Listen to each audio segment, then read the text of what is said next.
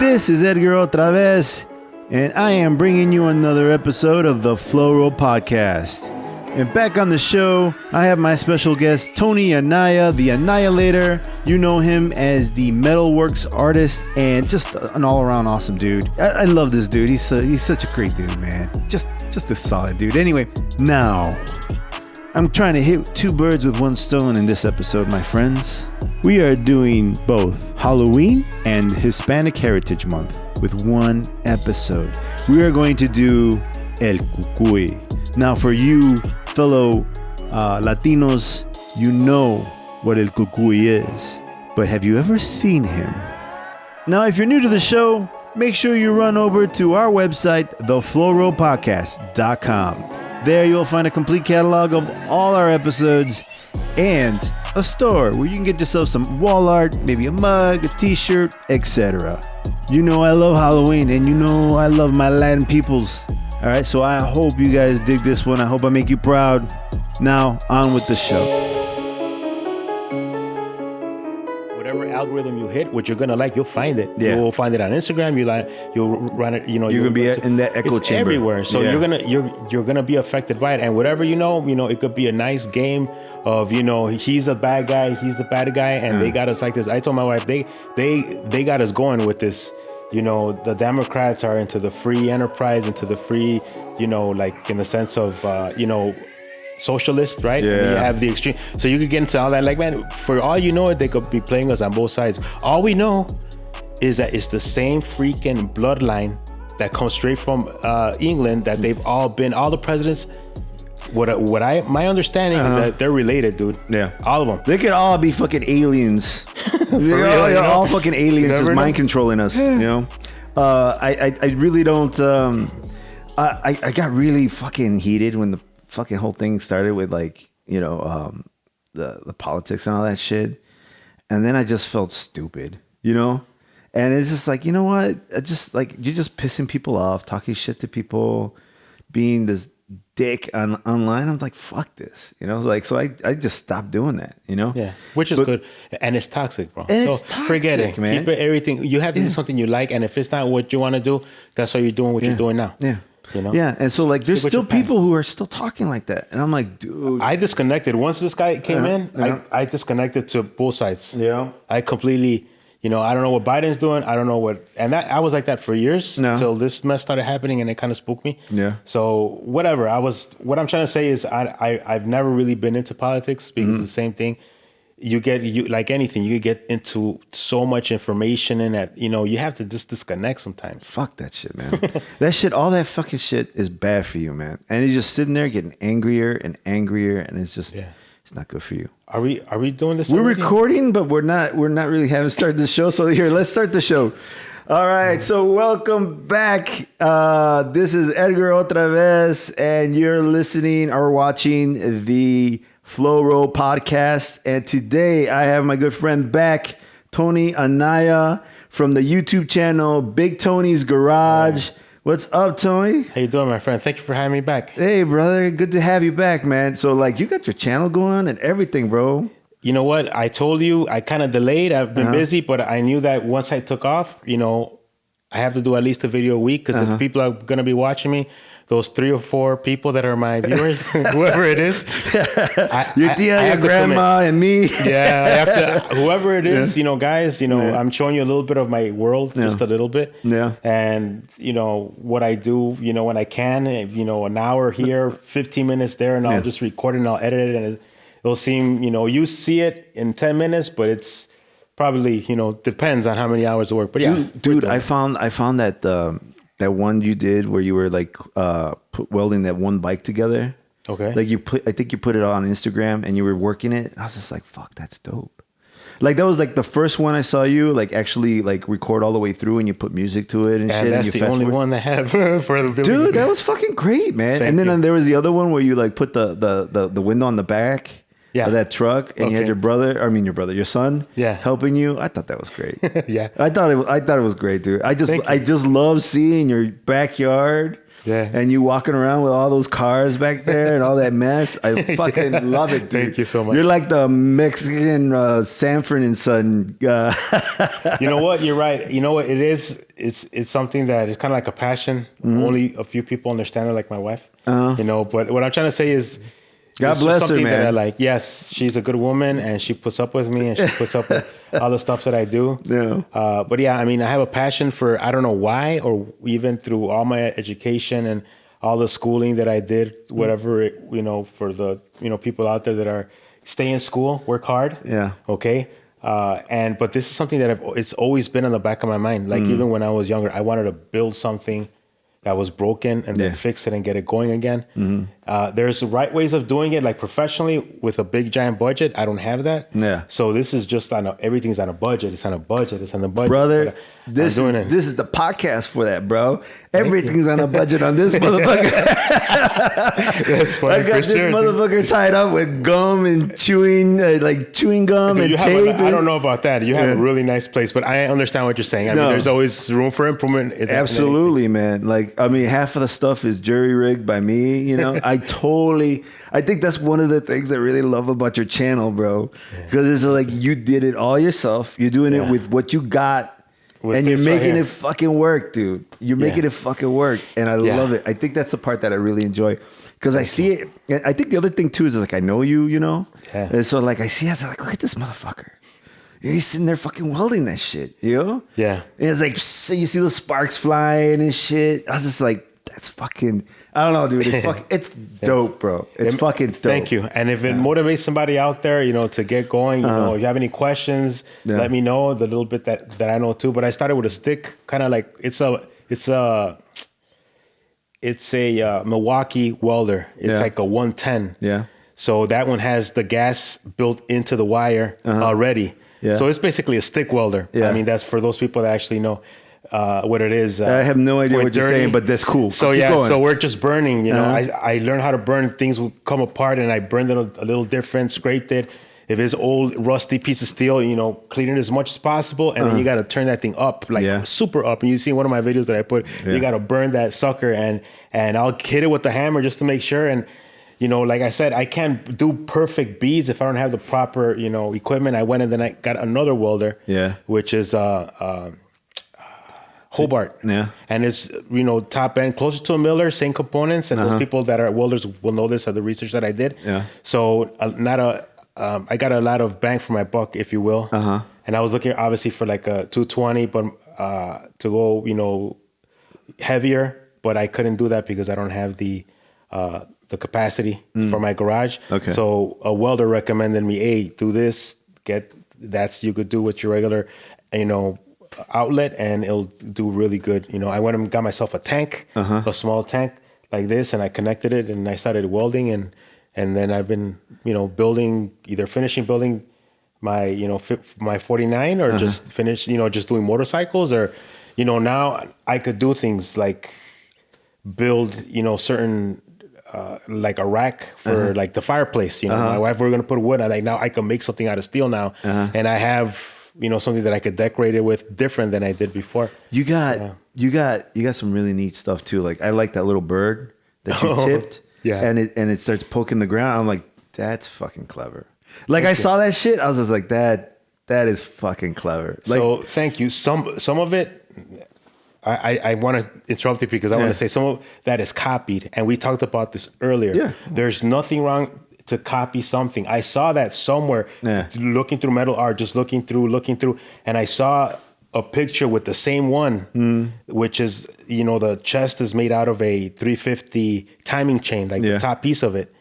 And I sliced that piece to put it on a dragon that I made. That's also on. I saw that too. That's dope. The top of the dragon's head, I had to cut it off, you know, that. So I'm like, well, let me do this. And I flipped it over. And when I saw that picture, I said, that's exactly what I'm going to do. And I found some roller rocker springs and I cut them in half. I don't know how I did it. And I put it on the side and I made the stick side of those L wrenches, like the legs.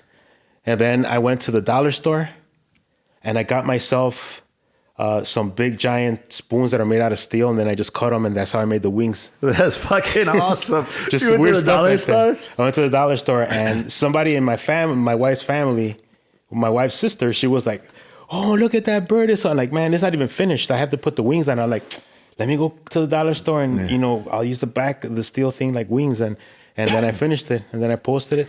Yeah. That's brilliant. That's fucking brilliant. Dude, like, I'm surprised. Have you sold that thing yet?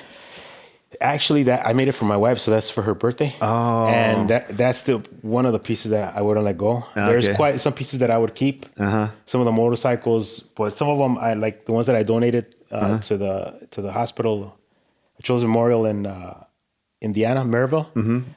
Those were really nice ones that I really wanted to keep, but I know that they were gonna bring money for the hospital. Before you go, yeah, make sure you hit my garage because I got a couple metal things that I've been saving for you. Awesome. And I want to make sure that before I throw them away, if you need them or not. Yeah, for sure. I'll take it. Yeah. I'll look at it. I could use it. If you can, that's fine. I'll toss it. But anyway, so anyway, today's show is about. Oh shit. Today's show is about El Cucuy. It's a Mexican folktale. It's basically the Mexican boogeyman. I hate saying Mexican boogeyman. It's the boogeyman for people who grew up in Latin America and actually Europe and everywhere else. And in Europe and everywhere, yeah. I found out, but specifically what we're talking about is, I guess, Latin America in the sense that we probably heard of it. I don't know if you did. I did when I was a kid. I did. I heard about El Cucuy and it used to scare the shit out of me. Why? That's a good question. That is a good question because I remember thinking like, okay, so at one point I've thought about making a Cucuy show before. Yeah. I just didn't have someone to do it with. And I was just like, I remember thinking like, okay, well, I'll do it on the Cucuy. And I was like, what does it fucking look like? Exactly. That's why I was afraid of it. Yeah. I didn't know how it looked like. I never knew what it looked like. It was always just a shadow to me. But even the shadow was just like, not that it was a shadow. It was just like, there, it could be in there someplace in the shadow. Well, my 10-year-old doesn't know how he looks like. Yeah. And he's asking me questions now. Oh, yeah? And he's saying, what is a cucuy? You don't want to let him know? Like I'm trying to, have him have the same experience we did. Yeah. Because he's like, is it real? Is it not real? I said, I don't know. They used to, I still remember when I was a kid. Yeah. When I would be put to sleep sometimes, they would say something like, porque el cucuy te comerá, o el cucuy. Duérmete, niño, duérmete ya. Duérmete, chiquito, duérmete ya. Porque el cucuy te comerá. Something like that. And I remember, exactly it. So you grew up with that. What? Yeah. So then, of course, why do you understand? Do you live with it? Did you live with it, or did you see it? Your experience is a little different than mine, right? Because you're a first generation or 1.5 generation, as they would say, because you were born in Mexico, but you came here at an early age. No, I was born here. Oh, you were born here? I was born here, USC Hospital, Chicago. But when I was in second, see, that's why my story is so good, right? Because I'm legal. No, I'm just kidding. So when don't try to come and get him, man. That's funny.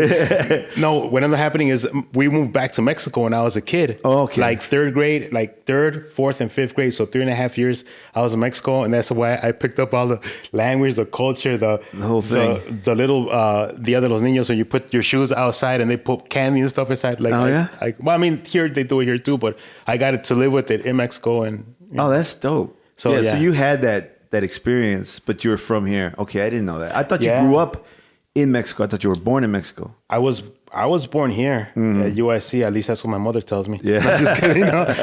No, I was born here, and then I went to the south side of the city. I went to grammar school there, and then from there I went to Mexico. The third, fourth, fifth grade. I got remojo, brand new shoes that would come and smash your feet. I got all the crazy things that I never. All the bullying stuff that happens out there. They do all that shit here too. Yeah, I mean, I grew up in a little village, so like all that shit's still here. That shit comes here too. I was just like La Llorona, El Pinche Cucuy. Yeah, everything comes. Everything comes. Yeah, I remember being afraid of like asking questions to my mother, like, "What's the cucuy?" Yeah. No, and why does he come? No, te come. Yeah. Te come si te portas mal. If you're bad, he's gonna eat you because you're. How's he gonna eat me? Damn, that means I'm gonna be gone forever. So that's how your parents got you to do whatever they wanted, to go to sleep. Duérmete, chiquillo. ¿Por qué? Porque te va a comer el cucuy. What the? Yeah. And you're What like, the hell is that? I remember being like scared as fuck. And we would even do it to each other. Yeah. You know, like one kid would do it to the other. They're like, watch out, el cucuy. And you would all fucking book it, dude. And you never saw a pinche cucuy. No, never. Never ever saw it. But somebody claims sometimes to have seen it. Yeah. Yo creo que le vi la cola que iba corriendo. Like, what? Yeah, it was sticking out like this. Like little things like that. But again, either to scare you or your mind was so like that you did see something there and you thought you saw something. It was always in a corner, in a dark corner. Mm-hmm. You couldn't see in the corner because it was so dark. Yeah. And that's where he was. But if you look carefully, sometimes in that dark, you could see the eyes. No le viste los ojos.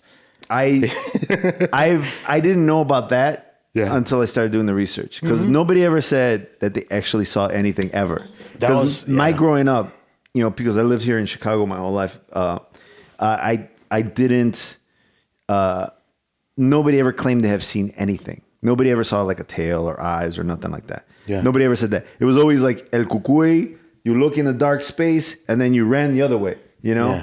Yeah. And my mom, she would use it. She would, just like your mom probably did. It's just like, portete bien, or you're going to get the fucking cucuy after the lullaby that I told you that she would tell me. I mean, you're telling kids that somebody's going to come and, you know, eat you, like a creature's gonna kill you and take your, like, basically take your soul or at least take your body, but you're gonna die. You're gonna get taken or eaten, right? And he's basically the evil Santa Claus, because Santa Claus, he gets you to behave by bringing you presents. If you're gonna be good, he's gonna bring you presents, right? And this is different than La Llorona. If you know the original story of it, and I know you had the podcast sometime last year, I think.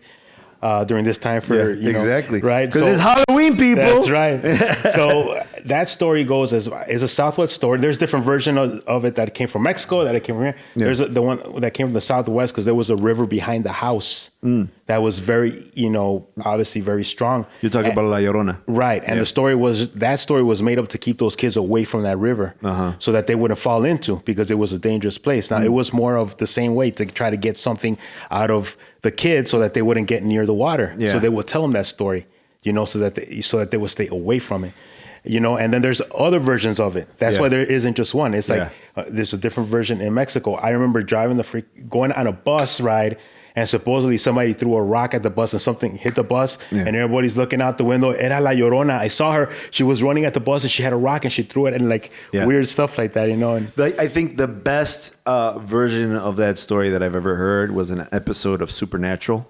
Okay. It was like the first episode, and it was fucking dope, because basically they called her the woman in white, and one of the characters on the show described the woman in white as not a single ghost, but a phenomenon, something that could happen over and over again, given the right scenario, given the right prerequisites. Like if a woman dies, if kids die, you know, in this scenario from a cheating husband, you create a Llorona, you know. Exactly. That's the other story. Yeah, like you got to have those elements, and then you create a woman in white who is a vengeful spirit. Right. And so, like, that's why you can find one in Mexico, you can find one in Spain, you can find one in fucking the Philippines, you can find them everywhere. Yeah, and the cucuy is the same way. I was at the gym today, and we talked about it. I saw the cucuy. El cucuy, he was lifting weights. The fucking dude doesn't skip leg day. I saw pictures of it, and it looks kind of like a wolf, like hairy back, and like that. But anyways, the story is. I work at the gym all the time. There's some great people in there working out, man. They're hustling super hard. And it's like, I don't know her name right now, and I should know it, you know, because I'm on the spot. But basically, she had mentioned out and said that, you know, she has from a German background, and she was the same story. It starts with a K. And I should have done the research on my phone before I got here. But she was telling me the name of it in German, and her mother would use it to actually, you know, have her behave, I guess, right? Yeah. And if not, you know, he's gonna eat you. I like, that's exactly what the cucuy is. So she already knew. They know about the Llorona too.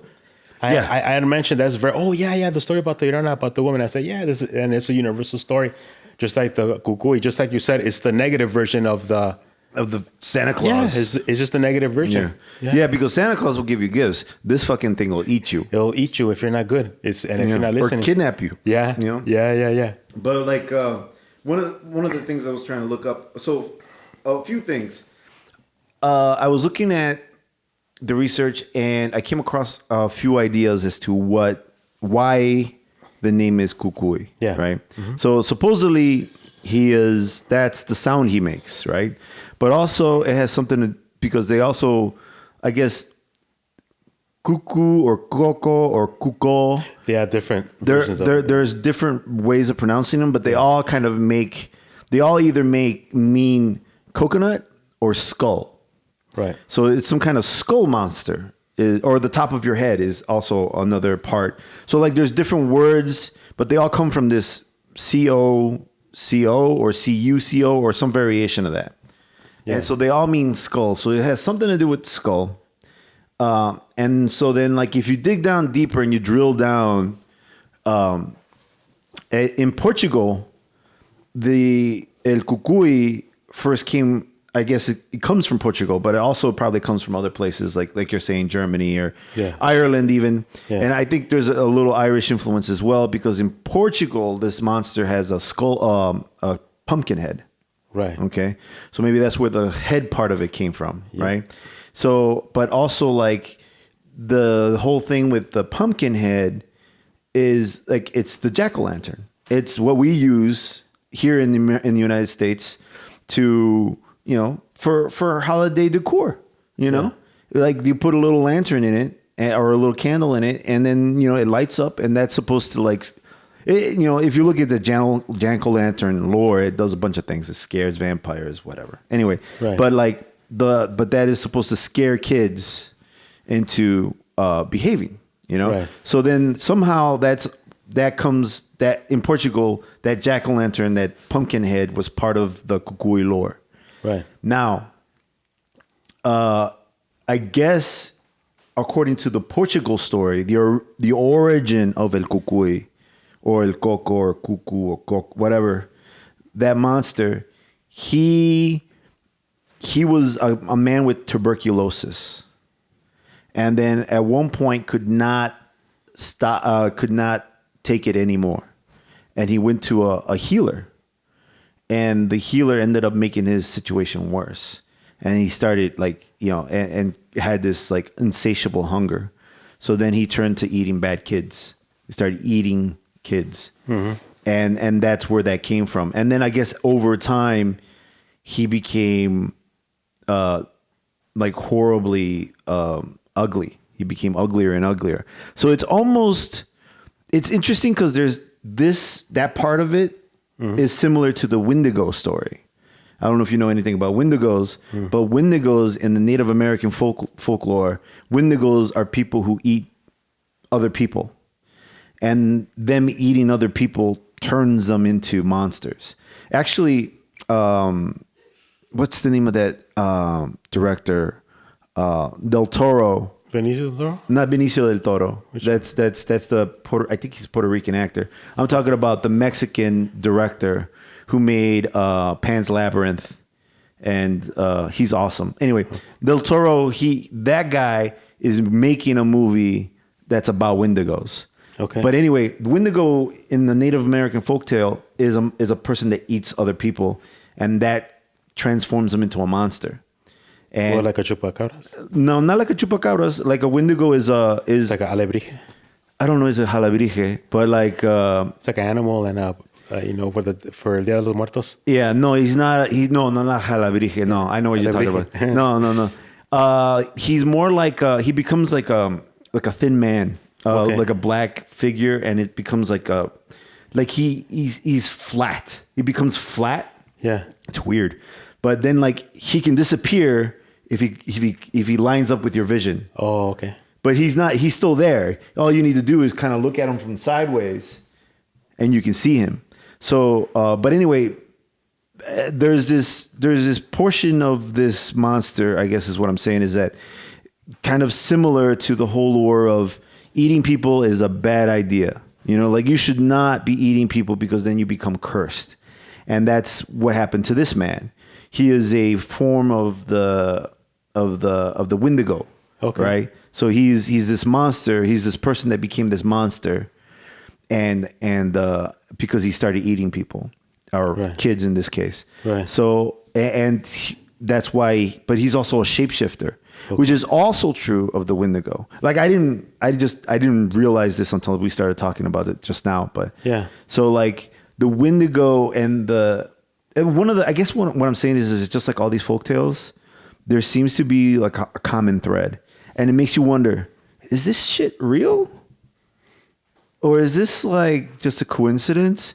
Or is this just part of like the human psyche that says certain things are forbidden? I think it's a way to communicate in this case to children. Yeah. And to keep them away from certain dangers. So a parent's going to do whatever they can, I would say, to try to keep them safe in their mind. So they're going to come up with, and there's different versions of how to do that. So universally, you have people that are going to, Santa Claus you, and it's safe and this and that, and you have to be good if not to, get on the list. And then there's other ways to, make people, or in this case, kids, to follow along with what they're doing, right? So you want them to be, safe as well, but you're going to scare them instead of showing them. I mean, that's what I would, but it's a universal thing though. Yeah. I would say that it goes around the world in different ways because it's part of this, like you said, the human psyche or the human way of trying to get whatever you want, communicated to your children. It's just weird because I mean, it's at the very, let's just say it doesn't exist. Let's just go that route. We're going to jump around here.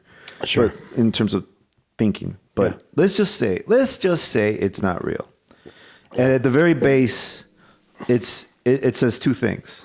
It says its use, like you're saying, is to correct behavior. The second thing is to say that it eats people, right? And being eaten in the perspective of at least the little kid is super scary, right? Well, you're gonna be gone. You're gonna be gone. Your existence is gonna be taken away from you. But why eaten? It's not just, sometimes it's kidnapping, but it's also being eaten. Right. But even even when I understand that like when I was a kid and they told me, oh, El Cucuy is going to come and get you. It was always because he's going to come and get me, take me someplace and eat me there.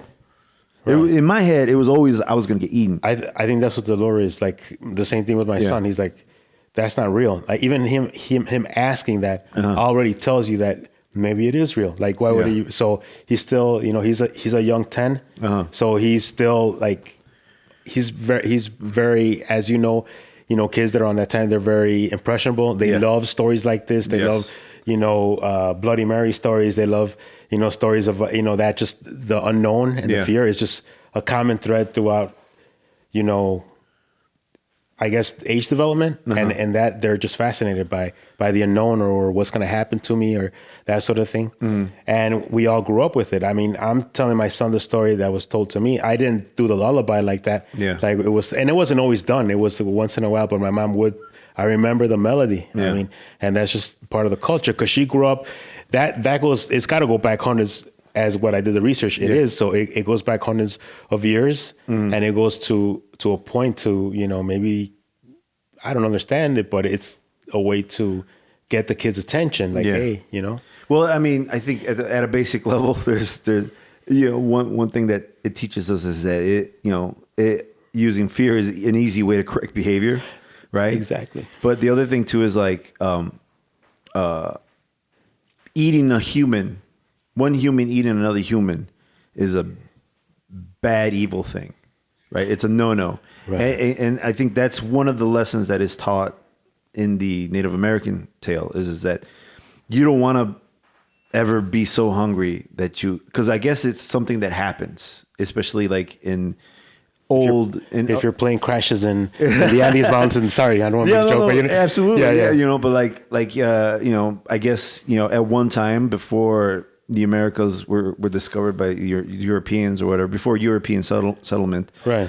There were times where things got really lean in winters and stuff like that. And sometimes people got really desperate and ate each other. I could imagine so. Yeah. And I'm sure that is common in a lot of cultures, right? But I guess when scarcity happens, you get desperate, right? And so that could be true. That could be true. You're really doing a deep dive because I don't see it that. I just see it more simply as to, look, man, go to sleep already, please, because you cry a lot, especially if you're a little baby. Like, stop it already. But if you get something like, no, you better chill out because the cucuy's gonna get you, and they respond like this, I mean, that's a gift especially for parents, man. Absolutely. Come on. Yeah. You know, they know, and the other generations might not understand that. Yeah. So growing up that way, as to, you know, we found out through your research and through me talking to people at the gym that it's a universal thing. Like Absolutely. It's the same story. And I guess it's more or less is the unknown, like we started the show with. I mean, who the hell is the Cucuy, man? I still haven't figured it out. Yeah. You know? Yeah, well, that's the other thing too. Like, I didn't know what he looked like. Yeah. I think we talked about this. That's exactly what it is. And that's exactly, and it's a universal thing. Yeah. Nobody knows what it looks like. You know? My son's asking me questions about it. And she's asking me, how does he look like, or what does he do, you know? And I don't think I've gotten to, and it just happened recently. Yeah. Just happened. What did talking he about your show. That's how it happened. I said, he wants to do a show about, because you had done a show last year. You were telling me Halloween about the Llorona, and you want to do one on. So we were all at the table eating, you know, and then that's exactly when that's how it came out. Talking about the show. I was like, El Cucuy, no, what's a Cucuy? That's the first thing that he said. He doesn't even know what El Cucuy is. What's a Cucuy? And like, no, if you're bad, he'll get you. No, that's not true. Like, that's it. Like, oh yeah, good for him. That's what he said. No, that's not true. But the reason why he's saying that, like I told you before, is because he's doubtful. Is it real? That's why he said that. Yeah. If he would have just been quiet, no. But he said, no, that's not true. Yeah. There's doubt in his mind. So it could be real. Was questioning it and then convincing himself, is what you're saying. Right. And he has very little information just by the head gesture. Ooh, you know, if you're bad, man, he'll come and get you. That's all I said. I didn't say he's going to kill you or he's going to kidnap you.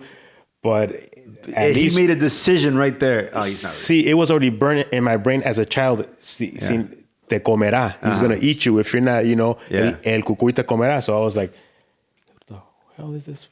He's going to kill me? What the hell? Yeah. He's going to eat me. So he doesn't know that, you know, but it's a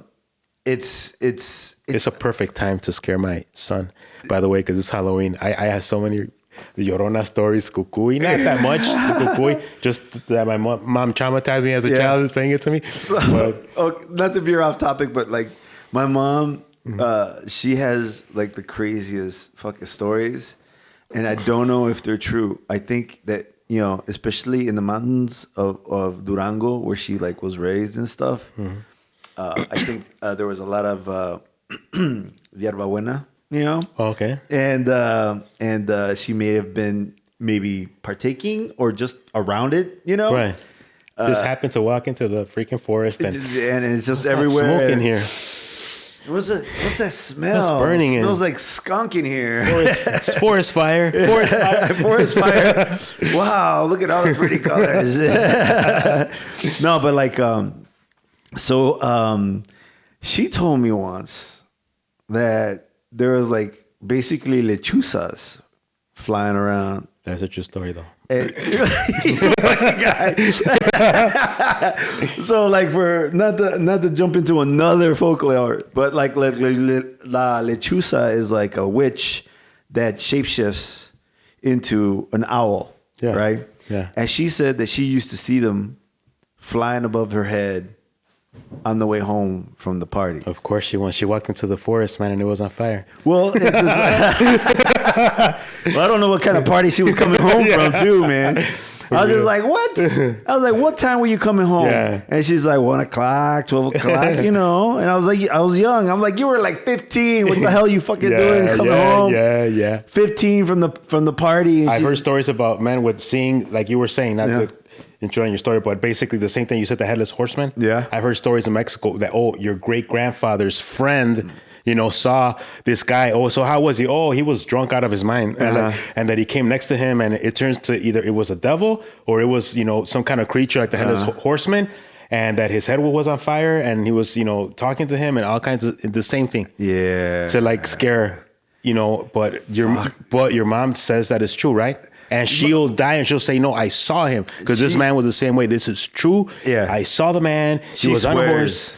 totally swears up and down. And I'm like, get the fuck out of here. You're crazy. Are you sure it wasn't just that? It wasn't like, LSD or... That's what I told her. Like, you sure you weren't fucking... What kind of mushrooms did you cook last night? Yeah. Was it mushrooms? Because I know you guys got... Did you eat something weird? Because I know you guys don't have refrigeration over there. Yeah. You know? It's just like... Yeah, exactly. Like, what the fuck you guys do, you know? I know you guys have probably had weeds, growing all upside the mountain. You guys were probably all smoking that shit, you know? She was like, no, I don't do that. I don't do that. Yeah. I'm like, fuck, whatever. Yeah. There's no way you're gonna be like, the other thing too is just like, she, like all these stories. Yeah. Especially like I read another account of a guy who was born and raised in Mexico and stuff. And he said that he's still afraid of el cucuy. He's still afraid of el cucuy. Is he still drinking? Hey, a grown man, and he says that when he goes back to Mexico, that he gets really freaked out because he remembers the area of the trauma where he first saw the cucuy, so it brings him back memories. It brings him back memories. And he was probably around 10, 11 years old. He was probably around that age that he's very impressionable. Yeah. Because I remember at night, especially, staying with my grandma in a ranch, and I was around that time. Yeah. And I remember just seeing things in the dark and, oh my God, this is spooky. Yeah. This is scary. Oh, you know what? Go put the chickens in. And, I had to walk all the way down. I remember going down where the chickens were. So it was like on a ranch? Yeah. Like a farm? It was on a farm. And I remember just going in there. I would like to go in the summers and I would stay with her sometimes. I lived in another town called Zamora, but she was in El Pedregal. There's people out there. Pedregal. Look at this guy. It's a beautiful spot, man. I got to say, man, I fucking love that shirt, man. You know what? I never wore this shirt. I got this shirt and a company. I don't know if I should say it, but you probably edit it out.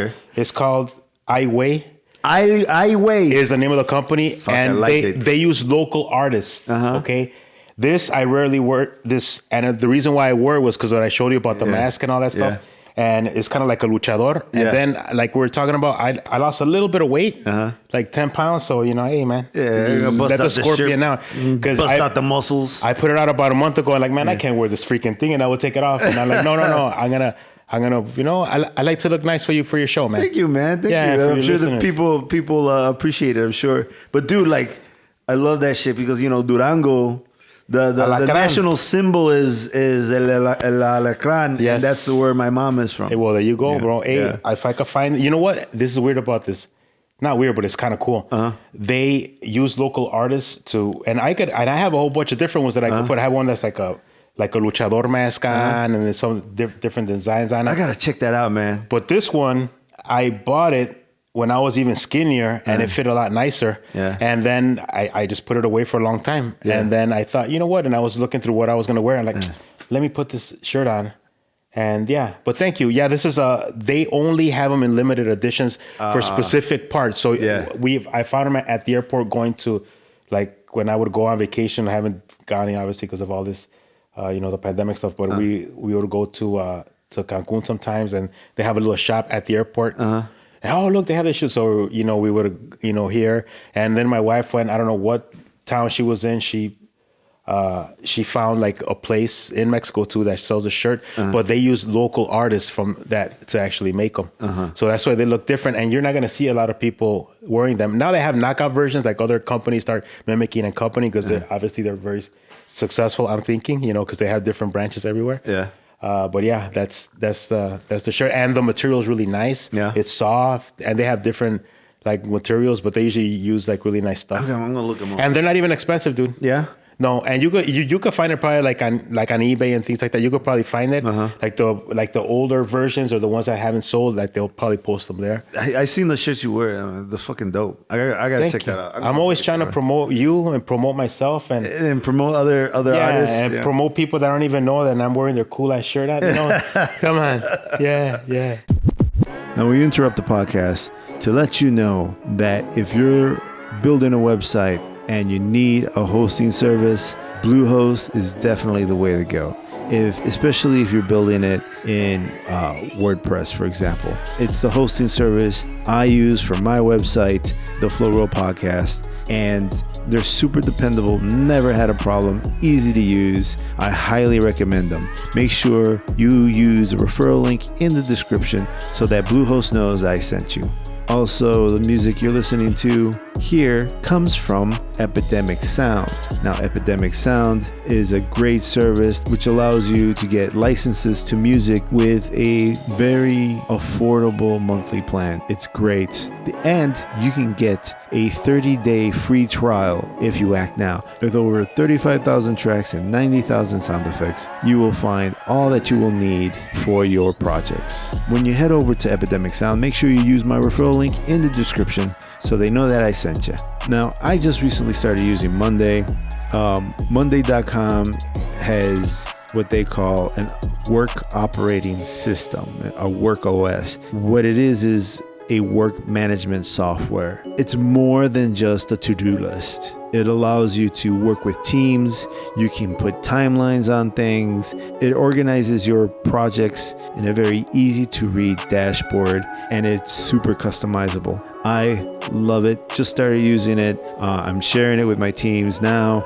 It's a great tool for you to use for your work, especially nowadays when we're working from home and we're a little more disconnected. We don't have the people in front of us to ask questions about where is this project? How are you doing on this? What's the timeline? Etc. etc. So with Monday, it makes it very easy for you to kind of keep an eye on things. I love it. I love it. It's an amazing piece of software. I highly recommend it. And when you make your way over to Monday.com, make sure you use my referral link in the description.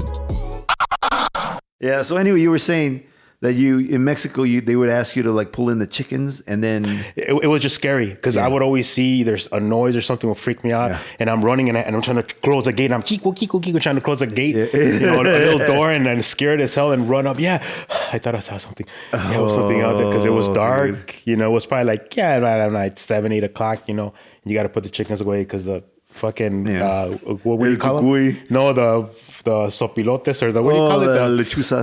The lechusa would come in and take those. So, but you know what? There's a lot of stories regarding la lechusas, because of their eyes and what I grew up hearing that if you saw one by you, it was a death sentence because either somebody around you or someone was gonna die, and it was kind of like coming to tell you, dude, you're gone, bro. Yeah, you don't want that fucking thing sitting on your house. Right. So you would always try to blow that thing off. Yeah. And obviously, because it's going to kill, obviously your chickens that you're trying to protect or your other. So yeah.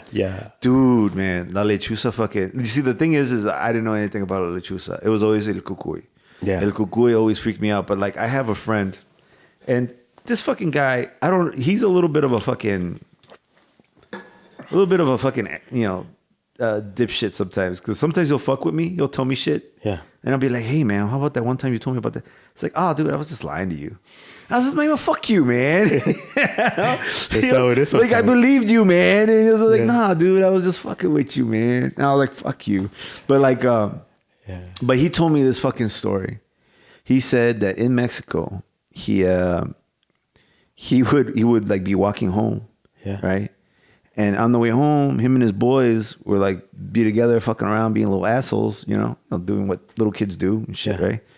And he said that he saw a lechusa flying above his head, and he would go, and the fucking thing would whistle back, and he's like, holy shit, And so you go, which is like chinga tu madre, you know. Luego la tuya para atrás. La tuya. Yeah, exactly. So like, for people who don't know, that's a real Mexican thing. Like you whistle like that, and that means, just watch your mom. Pedro Infante movie. I don't know what it is. Pedro el Carpintero or something. Oh yeah, that's how they talk. No. Well, I mean, for a long time, you could talk communicating whistling. Exactly. I saw it in Mexico with trucks that were coming to the mercado, and they'll hit the truck, and the truck would stop, and they would get them to line up perfectly without hitting anything, and they would just whistle. Yeah, they whistle a lot of whistling in Mexico, talking with your hands. What? You're not even okay, and you could communicate with people whistling. That's fucking crazy. Yeah. I've never seen it. I just know that it exists. I've seen it. It does. Yeah. And people do it around the world too. There's another universal thing. Yeah. In some cultures, I think like in Brazil or something, they found that people whistle to each other while they're communicating. Like it's a Native American thing or a Native indigenous thing. Like that's how they would talk to people in the mountains. Right. You know? Exactly. And again, if you whistle like that, that means chinga tu madre. It means chinga tu What madre. the fuck? Every Mexican knows that means chinga tu madre. Everybody knows that. Or tit, tit, tit, tit. When you're honking, and the other Mexican gets even more, but no, la tuya, güey. And so then like, so he was like whistling at the Lechusa, and the Lechusa would whistle back. La tuya, güey. And then, so then like, I guess it was just flying above their head. Yeah. And so he was like, fuck, you know, so then he took a rock, like, and they started throwing rocks at it, right? These little fuckers. And I'm like thinking like, what the fuck? Like, you know, so like, I don't know if he had any idea of whether or not what it could be. Yeah. But they started throwing shit at it. Yeah. And they said that he hit it and then it fell. And when it hit the ground, it started morphing and you could see like an arm. Poor creature. Or a wing. Yeah. And then it would just like start screwing around like that, and when they saw that on the ground, they took off because it freaked them out. They thought it was an actual bird, but then when it hit the ground, it was morphing. It was a big matzo ball of like feathers and arms, and so turning into a creature. It was turning back and forth between human and bird. They must have been smoking some real good stuff, man. Dude, straight up, right? Because I mean, that's funny. Yeah, like, okay, so one, either this fucking guy is lying to me, right? Or two, he must have been high as fuck. And or three, it was dark as hell. It was dark as hell.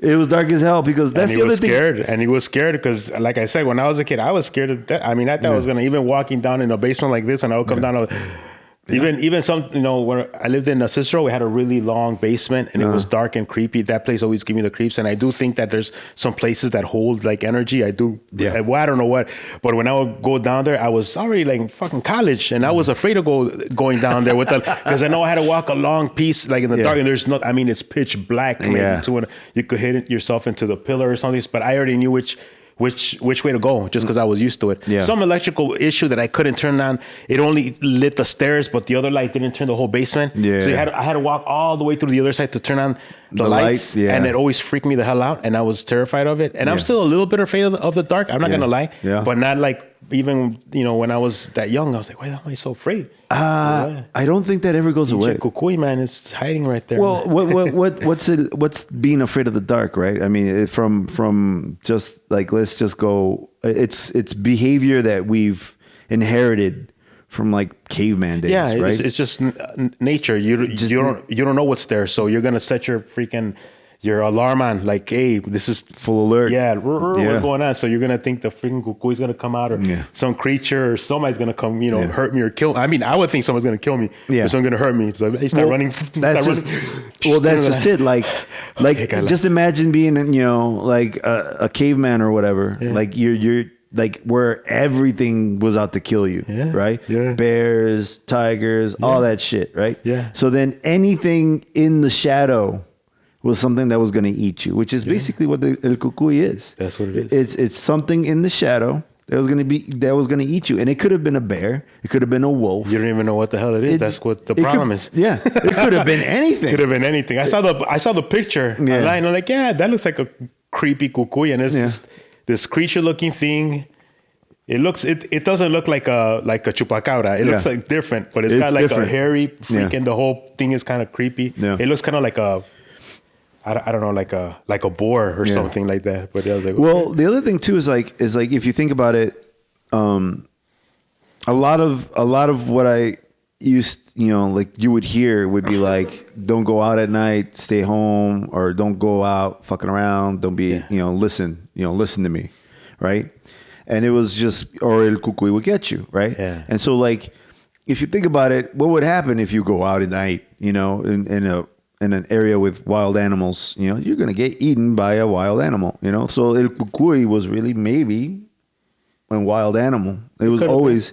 If it goes way back to that, it's possible. Yeah. But it's the same thing. Even if it was done even earlier than that, it's the same message. Yeah. That you're saying is the same thing to protect you of the unknown, protect you from doing something that could cause you harm. Yeah. So you scare the kid into submission, into like, you have to do this because, I mean, that's why I think it's universal. That's why I think you'll find the story in Germany, or you'll even find it like in Australia. Like there's different, it's a universal thing, and I think it's got the same thing to do with, like you were saying, is the negative of something positive, like the other way of doing it. Yeah, it makes sense though, because like if you behave a certain way, you're gonna get eaten.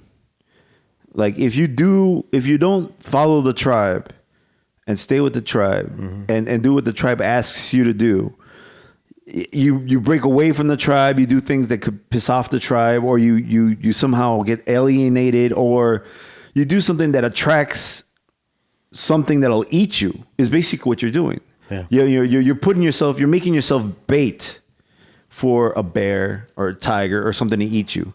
And so I guess that never went away, right? That never went away. It just kept transforming. So it became this mythical thing. And kids still cry at night, and you just want to put them to sleep. Yeah. And they still, and maybe that'll put them to sleep. Well, it's funny because I think it's counterintuitive. I don't think that actually, I don't know if counterintuitive is a word, but I don't think it works like you think. Well, if I remember being terrified at night before I fell asleep, like, what the cucuy? What?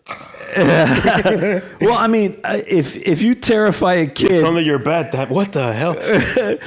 Well, aren't you going to sit there all night and be scared as shit? Like, go to sleep or the cucuy is going to get you. Oh, I can't go to sleep now. Look, when I was 10 years old, this is a little side note, and I'm saying it because you're a very impressionable child during that time. And I remember, I don't know what it was. So we shared, me and my brother shared a room, right? And we had twin beds next to each other. For whatever reason, my brother, man, he played this freaking prank on me. There was a doll in my sister's room that he got, and it was freaky as hell. It was just like a doll with, ones that their eyes, but it was a big doll like this. Get the fuck out of here. And it was naked. It didn't have anything, because we used to throw it around at each other, playing. Yeah.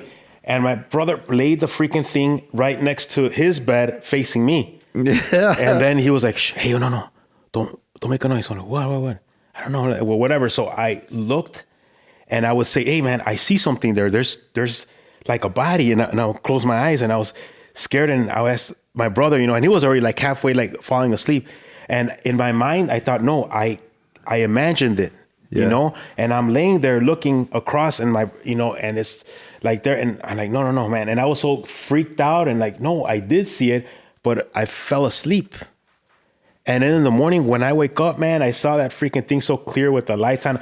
Oh, it was a doll that was there, but it freaked me like the hell out. Oh, dude. I don't understand, that. So what I'm trying to say is those stories that you're saying that we're talking about, it's the same kind of impression, the same kind of fear. In this case, it's to, show, to give a message of, you got to do it. You got to do what is asked of you. Right. So, or you're going to get eaten. Right. That's crazy. That's fucked up. It's so fucking Mexican, dude. Like, think about it. Like, it's so fucking Mexican. Like, all our food is traumatic. Like, it's not good unless it's spicy, unless it fucking hurts you, It's true. Unless you have, stomach issues and you're still eating it. Yeah. And, La comida no sabe nada. No, the food doesn't taste like anything. Something this and need something that. And, yeah. I mean, we're lucky. A lot of us have a lot of gastrointestinal issues. I know I do because of it. All the chile, all the spicy stuff. Yeah. You get all kinds of, you get problems going in and going out. You get problems. It burns going in and burning out sometimes. You're like, so you that's look when like you really jack yourself up, is when you're burning and you're like, oh man. You look like a fucking rocket taking off. What the hell is going on? But it's part of the culture. You're right. Yeah. And the food, my son, like, I'm sure when you were younger, some kids, I knew my cousin, he was 8, 9 years old, and he was eating, straight jalapenos out of the thing, and everybody, oh, mira, what's that chile? Like, damn, man. I was like, man, I can't even look at that thing. Yeah. But my son's the same way. Yeah. He doesn't like spicy stuff, but he's already, hey, man, look, try it. Look, you like it. And he's going to grow up just like us. He's going to end up eating spicy food and all. My son's already doing that too. Yeah. Yeah. He's already poking at it. My daughter too. Yeah, that's the way it is. They mess with it and like, oh, this is spicy. And it's just like, oh, this is like, that's pepper. That's the hot stuff. That's black pepper. That's not. Yeah, for real. Yeah, but my son will put like a little hot sauce on it, on some stuff. Oh wow. Yeah, but not like, don't He doesn't get carried away. He doesn't go like... Nah, dude. Like I do when I get pizza. No. I put tamasula on it. And then I put, the powdered pepper chili on it. Chile árbol on top. Okay, now it's perfect. So people don't understand that it's different kind of spicy. Like you can't just put that on top. You got to put the tamasula or whatever you use. It could be cholole or whatever, or Cholula, whatever. Cholula or whatever. There's one that's got the salsa with the rancherito with the mariachi hat. I don't know which one. I don't know. I think you know. I think you I know. could use your mine is tamasula. They have two ones. They have one that's a brown label and the black label. The black label is the really one that's gonna burn. Oh, really? Yeah, and you know what? I'm sure it's bad for you. I've heard that there's chemicals in it that's really bad. Yeah. But I grew up with it. I grew up with eating galletas saladas. So saltine crackers, and I would put that on top. Yeah. And just eat it like the tamasula with the crackers, and I got addicted to it. And I used to have it at night all the time. Yeah. Like two of them. Then I would chili on it. I would do the same thing, but with Ruffles potato chips, bro. There you go. Yeah, I would get a whole bag of Ruffles potato chips. Ruffles have ridges. Yeah. Ruffles have ridges. I like how you still remember that. Remember that commercial? Oh hell yeah, I remember that shit. Was it an owl? No, that's a different one. That's I can't remember. That was the lollipop one. Yeah, the lollipop.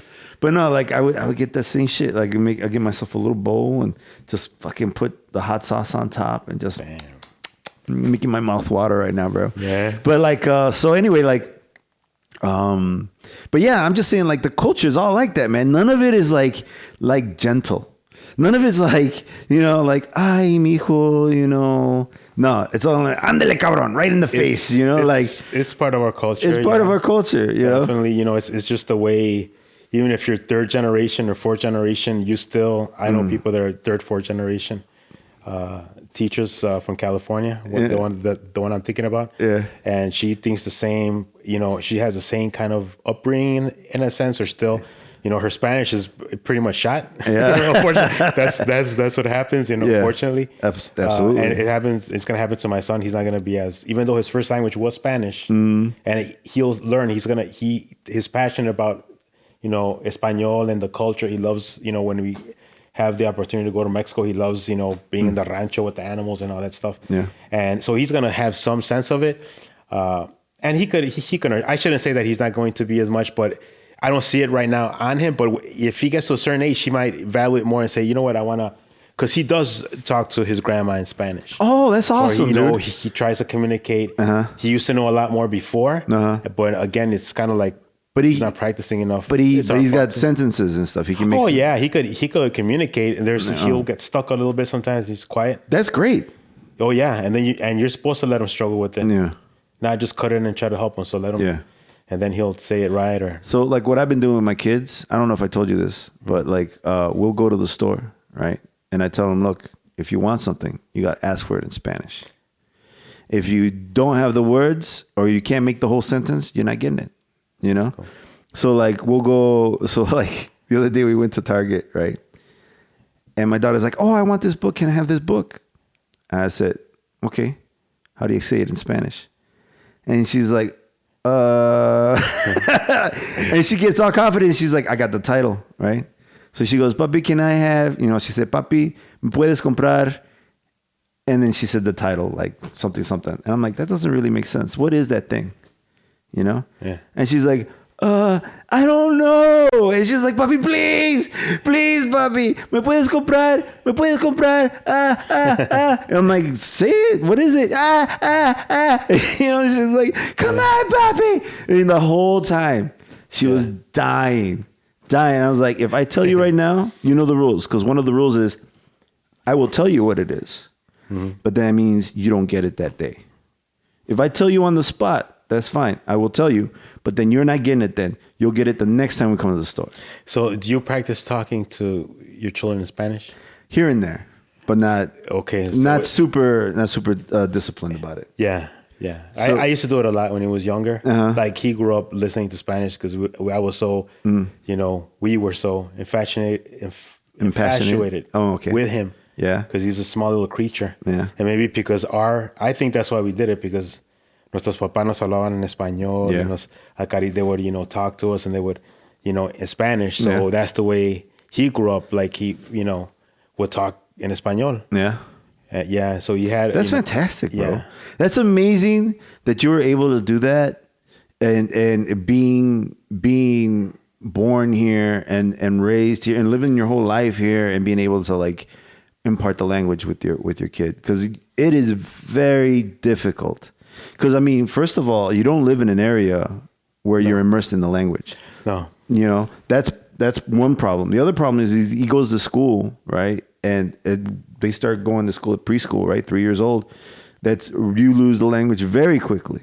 Yeah. And then you have technology, he likes to watch, YouTube videos on how to make slime or, he used to. Now he's more into, video gaming, what the other kids are playing, which I thought was crazy. And then I started doing research, and there's like, esports. I think we talked about it. Yeah. They're like, it's crazy amount of, we're talking about money and about trying to find something out. Like, if he enjoys it so much, I know these people that are doing it, they're doing what they love and they're making millions of freaking dollars playing video games. Yeah. Like, what? It's just, I'm just blown by how people could watch other people do something instead of them doing it. Yeah. But then I fall into that's why I look at some builds that other people are out there building, and I'm fascinated by the way they're doing it. Mm-hmm. And then I figure, man, I want to do the same thing because I like it. Well, think about the whole thing about TV just in general, right? Like, especially like sports. Mm-hmm. You watch football, you watch basketball, you watch baseball, you watch whatever. I watch MMA, boxing, whatever. I'm watching other people do that shit, and I get excited about that shit. Like I get excited. Like I just watched this weekend, fucking Brian Ortega fought against Volkanovski. Mm-hmm. I fucking lost my voice, bro. Screaming my head off, but it's not me. I'm not doing it. Yeah. Somebody else doing it. It's the same kind of thing. I think what matters is that I think the one thing that's true, no matter what you do, is make sure you love it and make sure you're the best at it. You have to be the best at it. You have to be the best at it. It's the only way you're going to make money. And you have to be unique. You have to be different than the other person. You have to, like you were talking about earlier about your brand. Yeah. Like your branding has to be targeted specifically to the people that have the money that are going to get what you want. Even if it's not a lot of money, it could be something, you see all these people where I forgot what TV show it is, but they go, I think Trump was on it where they try to promote like a business and they have people, you're showcasing what you do to these. Oh, Shark Tank. Right. So what I'm trying to say is similar to like that, because you have people that are going to invest their time. There's people right now investing their time watching this podcast. Yeah. Right.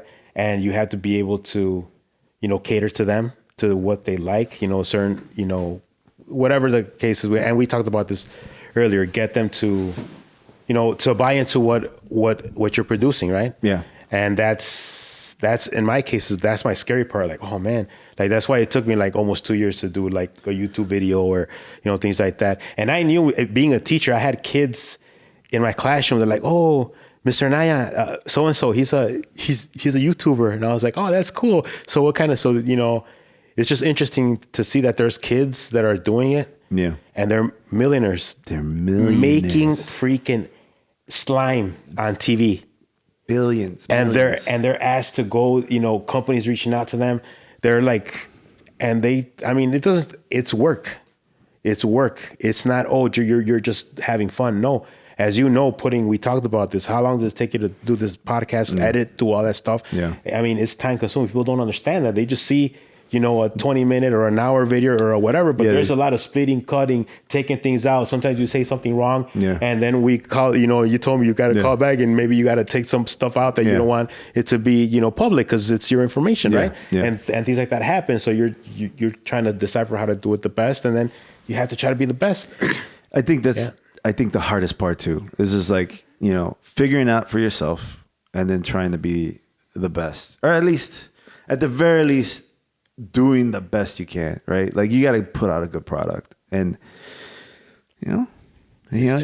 some of these things, like especially now with all the technology, like you don't know what you could be the best at. Like there could be like next fucking 5-10 years from now when our kids are grown and they're gonna be trying to figure out shit. I'm not gonna because when I was a kid, my dad would say, be a doctor, be a lawyer, be this, be that. You're gonna make money. Yeah. So is it about money or is it about doing? If you could do something that you love and you get paid for it, imagine that, man.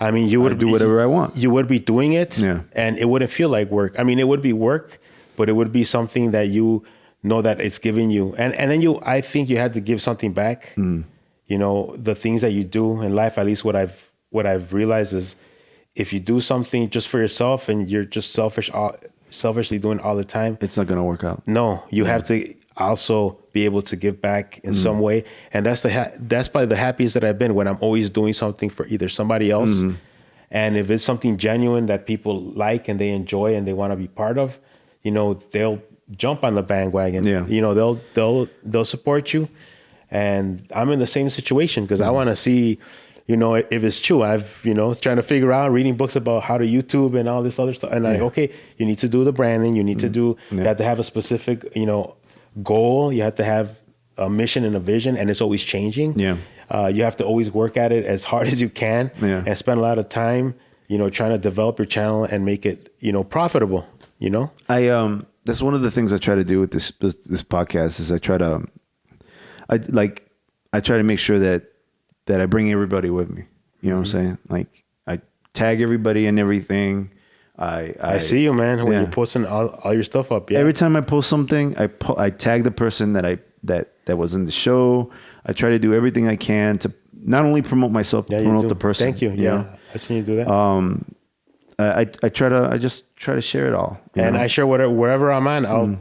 I'll also do the same thing with you. You know, which I appreciate that too. I'm like this big compared to you, but thank you. I'm not that much bigger either. I'm like a hair bigger, if at all. But we'll grow together, bro.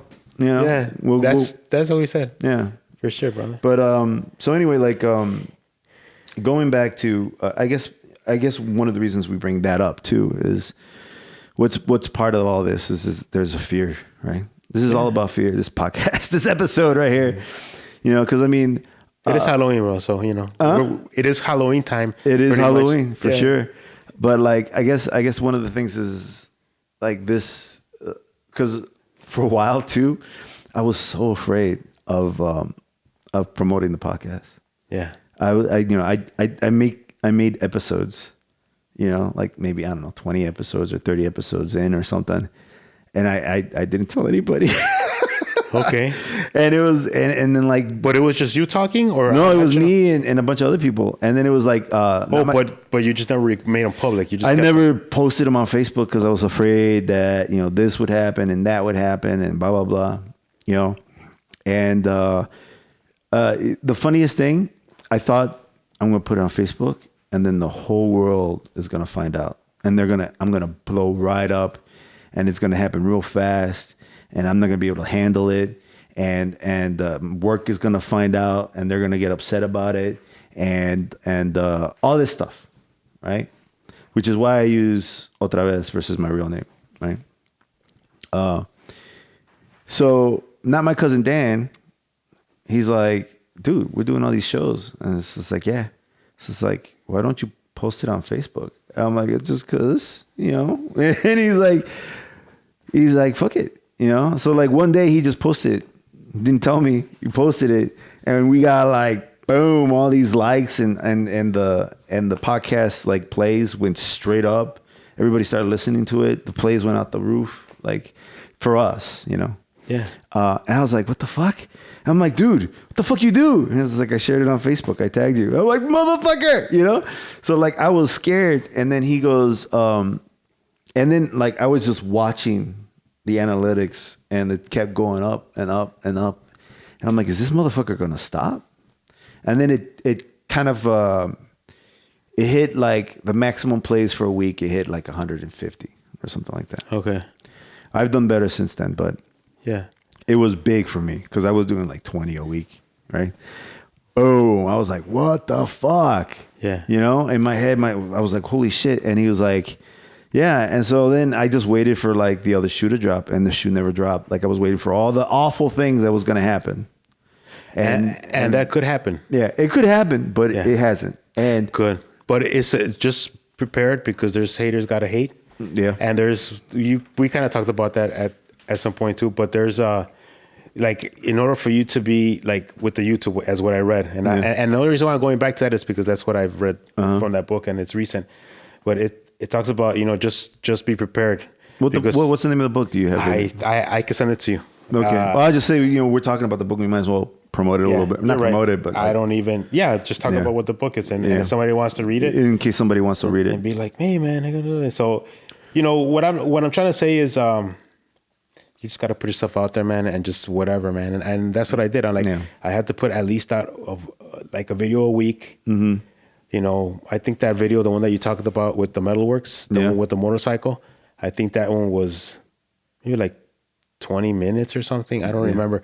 And then the ones that I'm doing now, they're like 10 minutes, but I try to make them funny. Yeah. So that book talks about, which I'm going to show you right now. You're trying to make them entertaining, not necessarily funny, but entertaining. It actually shows, just to have some kind of connection with the audience. Yeah. And some people find it interesting. Some people, I mean, because there's a lot of shows like that. I'm not going to say that it's YouTube Secrets. Sheen, Cannell, and Benjamin Travis. Okay, cool. Yeah, it's like this. It looks like it's a red, you know, like the YouTube kind of thing. Yeah. And it's got the YouTube logo on it. It goes in order, you know. I listen to it. Oh no! You're gonna get us flagged. Could edit that. Yeah, I'm gonna cut that out. But yeah, I mean that's that's kind of how it is. Now he's got to go through the video a fucking hour, and this motherfucker gotta go. That's fine. I listen to them anyway. I listen to all of them, mostly for just in case, like I need to, like sometimes there'll be like a little bit of like quiet, or maybe there's a background noise or something like that. So I'll cut things out. But I see. But for the most part, I leave the whole show in. So how have I been doing with your podcast, dude? Am I You've been doing great? Yeah. Yeah. Okay. Yeah. Oh, you mean just in terms of viewership? Yeah, just because we're talking about that right now. So, like, just in terms of you, like, you're like middle of the ground. Like, all right. Like you're. I'm not no. You're not a fighter. I'm not a jiu-jitsu fighter. No, the jiu-jitsu guys, they're the ones who get the most. They get the more. They're freaking doing some damage. Yeah. And there's a lot of people out there trying to figure out, you know, trying to go into what is entertaining, or you know, or what is it? You know, I think what it is some of the stories that these guys tell. You know, okay. So like some of these stories that these guys tell are really interesting, and some of the mindset is, I think, what some people need to hear. You know, in terms of like, okay, well, how do I get better at jiu-jitsu, and how do I get better, and how does, and the other thing too is like a true martial artist is a person that can take martial arts principles and apply them to life. Right. You're just a practitioner until you can do that. So when you can take those principles and apply them to life like a philosophy, you're a martial artist. Yeah. You know. So, and then I think that's a way of life. It becomes a way of life for you. So like some of the things like for example, one of the principles that I concentrate on a lot is going forward. Okay. But yeah, so like just one of the things that has to do with boxing and just kickboxing and, you know, striking sports is you always want to move forward, right? It's a basic principle. It's a principle that you want to apply carefully, of course. You know, you don't want to just move forward without thinking. Yeah. But if you want to win the fight, moving forward is the way to do it. And there are ways to do that. Like you want to go, like for example, if you're boxing, you want to throw the jab. You don't want to just move forward stupidly. You don't want to just walk forward. You want to walk forward behind some punches. So you're throwing jabs or crosses or whatever, you know, jab typically. So you're walking behind your punches, but you're moving forward. You don't want to go backwards. There's several reasons. Biomechanically, your body is made to walk forward. Your eyes are not on the back of your head. Your feet are not built in such a way so that you walk backwards. Mm-hmm. You're built to walk forwards. So to attack, to kill, to move. Yeah. But yeah, you know, names, you know, because you're trying to defend yourself, or in this case, stop the other guy from, you know, you're trying to win. So you're trying to win. So you have to use, you know, your gifts, and if it's moving forward, you're gonna. Yeah. And then also, I'm assuming there's, you know, defenses. There's a way that you could block yourself so you don't get yourself, you know, in a bad situation. Yeah, you want to stay off the ropes or stuff like that. Right. But like, for example, just in that case, You're moving forward, and the way you will, as a martial artist, you can take that principle, treat it like a philosophy, and apply it to life. You know, never move backwards in life. Always move forwards. Right. You know, you want to get better, moving forwards. What does that mean in life? Well, you don't want to go like, you know, I came from a little village. I don't want to go back to a little village. I don't want to ever go back to a little village. Why not, man? It's cool over there. I'll go back to a little village to eat. Yeah. I'll go back there to maybe help people out. But you're gonna stop hanging in the corners like you. But I'm not gonna be. Yeah, I'm not gonna be fucking. I'm not gonna be, I know what you mean. you know, I'm not gonna go back to live there. I don't want to ever go. Can it happen? Maybe. But you know what? But somebody could say if they had a good experience, you know, people that are, you know, and they choose to Yeah. live that life. That's Right. different. That's a different way of moving forward, right? Right. You chose to live there, but it's not because it's not moving forward for that's you. why we're free spirits. We could do how we will, right? We could like, I don't want to be here. Well, Yeah. you don't have to be here. You don't have That's to be good. here. Yeah. But I'm saying like moving back would be that to me. Yeah, for you. That And, would be. and it means, and in this respect, what I'm saying is I don't want to. What does Little Village represent to me? You know, it's not Little Village, the area. I love the people there. Yeah. Those are my people. Right? Yeah. It's the fact that, you know, financially, it's a distressed area, right? So I don't want to get back to a point where I have to live in an area where I'm getting shot at to get to my car. I understand. Yeah, that's what I'm trying to say. So I don't want to ever move back there. I want to move forward. I want to keep going up as much as I can, what is possible, you know? And just like in boxing, life has people throwing punches at you, right? There are obstacles that you have to overcome, and you have to strategically make your way forward so that you can win the fight, so you can win at life. Yeah. And and so then that's, you know, it's a little, I'm getting a little bullshitty here, but like, I'm not saying I'm successful. I'm just saying I don't live in the hood. I know what you mean. Yeah, You know? yeah. And I don't want to ever go back there. And so that's how I treat everything. I treat everything with, I got to move forward. I gotta move forward. For years, I used to go back. I used to, because I started when I was in school at UIC, we had a cohort, and it was right there next to where I grew up. And it was, that class was every Friday night and Saturday morning. So we were committed, you know, in the afternoon. You know, I was a little bit younger, maybe like 15 years younger. So I would like to, after class, I would go find my own neighborhood just because it was down the street. And I would look, you know, at the house that, I would drive by the house where we grew up. Yeah. And I would look at it, and I would think, you know, wow, man, this is cool, you know, to see the house that, and I would look at what they had done to it and how they changed the house and how it looked. Yeah. And then I would drive back to the areas where, and this is more different because it was like where my parents' families came from. Like it was the place where, the hub, if you will, from the same area up in Michoacan, Mexico. They all, so I would see the houses of the people that I grew up in looking, and like, but yeah, I mean, it's tough going back to a place, especially if it was a really rough, you know, for you or for what you saw. And then, you know, if you saw something that, you know, that's better somewhere else, I mean, shit, you know? Yeah. And that's all I'm saying. Yeah. You know, it's just like, I want to go to a better place. Yeah. Every single step is to make myself better and make my position better. Yeah. Another similar principle in grappling in jiu-jitsu is position over submission. So what that says is, you know, you want to make sure you have a good controlling position.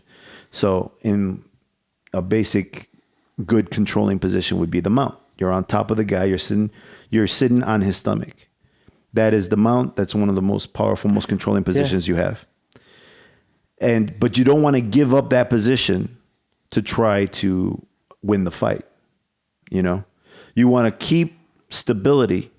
Make sure you don't end up on your back, which is a really bad position. Just like regular wrestling. Yeah, just regular wrestling. You don't want to end up on your back because you tried to win. You want to maintain the position and make sure that when you attack, it's a good, stable attack, and you're not giving up the fight trying to win. So a lot of balance. A lot of balance. You need to be balanced. You want to make sure that your attack is stable, that it makes sense, that you're going to be able to. So it's the same thing with jiu-jitsu, just in life. you know, you're not going to sell your house to move into the ghetto so that maybe one day you become a millionaire. You know, you don't want to do that. You know what kind of stress you're going to put yourself in. You're going to put your life at risk. Depending on where you live, you're going to put your family at risk. You want to put your family through that? Yeah. No. So that's what I'm doing here. You know, yeah, do I want to make better? Yeah. Do I want to make more money? Yeah. But I'm not going to I'm trying not to fucking expose myself in the process, you know? Yeah. So, you know, what does that mean? That means not fucking getting credit card debt, you know, not doing stupid things like that. Yeah. You know, trying to make sure that you don't give up what you have and for the sake of trying to get what you want, you know? I understand what you're saying. Yeah. So anyway, enough of that nonsense. No, you gotta let it out, bro. Let it out. It's good, bro. Yeah. It feels good to let it out. Yeah. It's cool. I mean, yeah, I understand. And life is a struggle, and we're meant to always be. We were built to be winners, man. I don't care where you come from or what you do.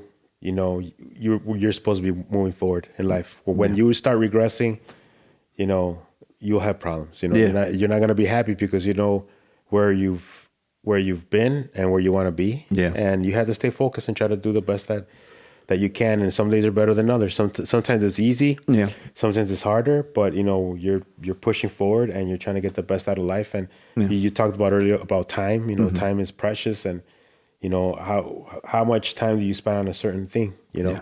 And is it worth it? Like, is that going to get you to your end goal? So we all live with that. I think even people that don't want to admit it, they live under the same rules. They're breathing. They're on the planet, and you have to be busy doing something. I don't care what you're doing, but you have to stay active. Yeah. Because your body, like you said, is meant for motion. Yeah. Your body is not meant to be sitting like this for hours and hours on the computer. And and that's what you're doing, man, more power to you, because life is like that and you got to do. But what I'm saying is make yourself not only mentally quick, but also physically quick. And you'll have a healthier and a stronger life. And your mind will, you know, you start eating clean, taking care of yourself, your mind starts working better. And that's just what I've seen through the patterns that I've done throughout, you know, what I've done. But thank you for having me, bro. No problem, brother. I'm sorry. I don't mean to make, I don't mean to look at my watch. Bro. It's just that it's getting. No. It's late, bro. It's getting there. Thanks for coming on the show. So just any takeaways before we finish the show? Watch the takeaway is, man, thank you for having me, dude. And I want, you know, maybe we could do more of these, and hopefully both our channels blow up, you know, dude. And you got some great ideas. I want to hit. Like we'll talk about it later, but I like the ideas that you were. I'm just saying, if you want to do something, it came to my mind. I was like, wait a minute, why did you? And I thought about that, doing a video like that, like a YouTube video. Which so what? If you want to see it, watch my channel, and I'm gonna come up with a surprise, put it that way. There you go. So yeah, just something different, just to be unique and different and target your audience. So you wanna plug your show, or you wanna plug your Annihilator 1. You can find me on Instagram, and then if you go to the Instagram, you know, go to the bio and click on the link, and it'll take you to my YouTube channel, Big Tony's Garage and Metalworks, and I have maybe like 6 or 7 videos, I think. I don't remember how many, but I've been trying to do at least the metalwork with the motorcycle ones, one every week. You've been popping them out. Yeah, but I think I'm going to slow down because we talked about algorithms and things like that. Time and so I'm going to wait till like Saturday, and then I'm going to do it like every Saturday. And then I get like 100, like the highest was like 129 likes on those reels. And hopefully, you know, if you like a motorcycle there, please, you know, go ahead, you know, and reach out to me. And, you know, I've donated some, you know, for charities, and I've also sold some. And I should work more on my inventory, eBay. eBay, because I have like an eBay store, but it's not, you know. But I put couple motorcycles out there, and I was able to sell them that way. I don't understand why I haven't done that. But you should put your eBay on your YouTube so that people can find you on. Oh, there you go. Yeah. So that I have. You got work to do. I have to work on. Me too, man. What I'm doing. Well, we both did. Remember how long ago did I tell you that I was going to do a YouTube video, man? Like freaking 2 months, and how long did it take me? It takes a long time, man. Once I did it, I was like, no, man, I had to freaking do it. I could do it on my phone, man. People, you could do it on your phone. It's that easy. And I was straight. I even went about a computer. Yeah. Oh, you got a computer? I got a computer, and I said, okay, let me to the freaking videos, and I actually Yeah, you've been editing those yourself? Yeah, I do it on my Dude, phone. I thought you hired a kid or something. What? No, I saw it. I was just It's like, me on the phone just clicking, and then you upload videos Fuck or yes. this or that, and I'm screwing stuff up. And dude, that's awesome. Dude. As anybody knows me, maybe you haven't noticed, but I have a stutter.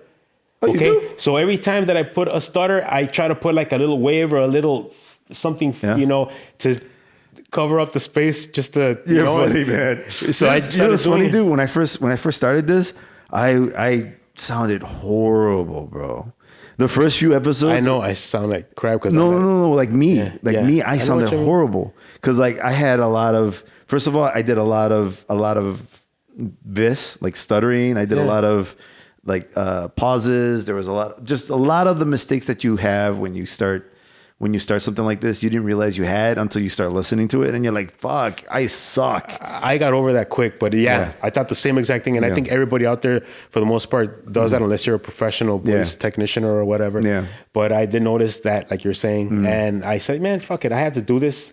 If not, I'm not gonna be happy with myself." Because I said I was gonna do it like a year ago, and I haven't done it, man. And now, how am I going to face my child and say, "Hey, man, you're not doing what you said you were going to do"? Exactly. Shit, I said, no, I'm going to freaking do it. And I even show him the reels. I have them with me. We both try to pick out the music sometimes. Mijo, what do you think about this? Oh, you have your son pick him with you? Sometimes. But dude, you got some good music. I like your music choices, dude, it's going back old school. We listen to the music, just to the reels. Guys, they're on my freaking account. Just go back, click, and if you like it, man, put a like or something on there. I love that stuff, man. I was like listening. I love everything you've been putting on the channel because it's like you got lowriders on that shit.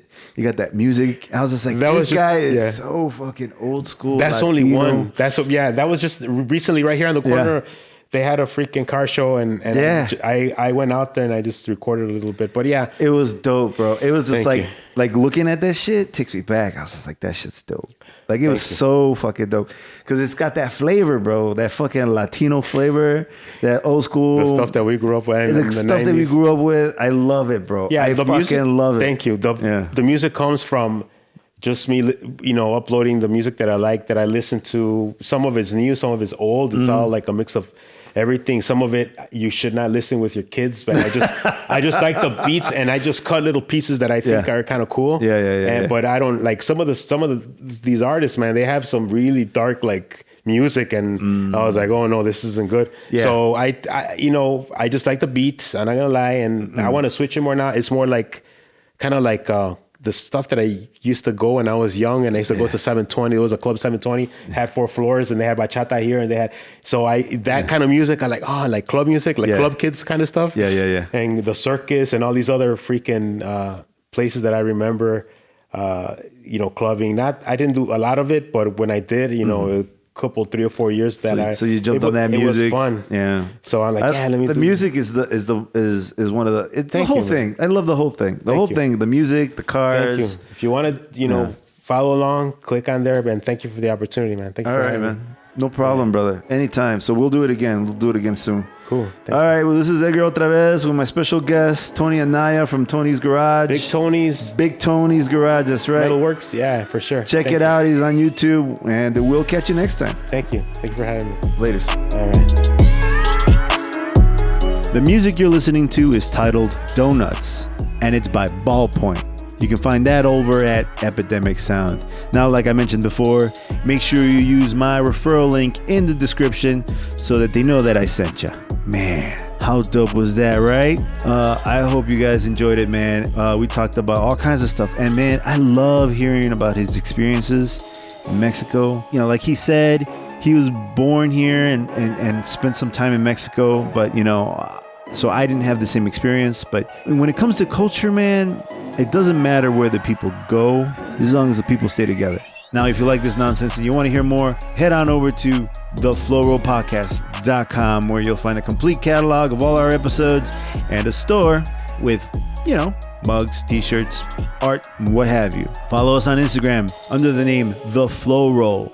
Also follow me, Edgar OtraVez, under the name Edgar OtraVez on Instagram. And follow my special guest, Tony Anaya, under the name Anaya LTR1 on Instagram. Or look him up on YouTube at Big Tony's Garage and Metalworks. And don't you worry, I will have all the links and tags and what have you in the description so that you can find us all. So anyway, I hope you dug this. And if you did, make sure you like, subscribe, comment, and share. And boys and girls, make sure you press all the buttons.